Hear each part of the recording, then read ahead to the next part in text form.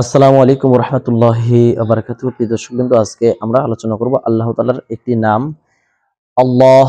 এই নামটি বারবার তেলাওয়াত করার ফজিলত কি?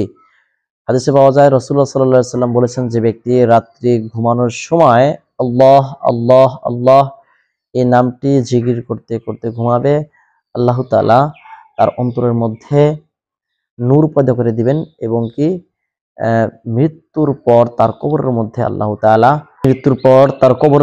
আল্লাহ তাআলা নূর চমকাতে থাকবে। বিন্দু মনের আশা পূরণের জন্য আল্লাহ তাআলার এই নামটি আল্লাহ আল্লাহ এই নামটি ধারা মানে খুবই ফজিলত হাসিল করা যায়। এই নামটি ধারা পৃথিবীর সমস্ত নেক আশা উদ্দেশ্য হাসিল করা সম্ভব। তবে আমল করার যে নিয়মগুলো রয়েছে, এই নিয়মগুলো আপনাদেরকে সুন্দরভাবে জেনে শুনে আমলগুলো করতে হবে।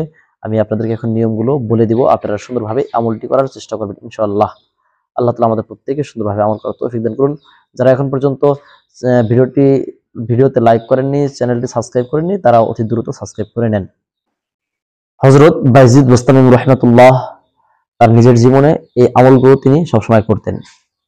আল্লাহ আল্লাহ আল্লাহ তাআলার এই নামটি জিকির করতেন প্রতিদিন 4356 বার। 4356 বার তিনি প্রতিদিন আল্লাহ তাআলার এই নামটি জিকির করতেন। এভাবে টানা 40 দিন পর্যন্ত আপনি যদি আল্লাহ আল্লাহ এই নামটি আপনি জিকির করেন প্রতিদিন 4356 বার, এভাবে টানা 40 দিন নিয়মিত আমল করলে আল্লাহ তাআলা আপনার মনের যে কোনো আশা আকাঙ্ক্ষা আল্লাহ তাআলা কবুল করে নেবেন।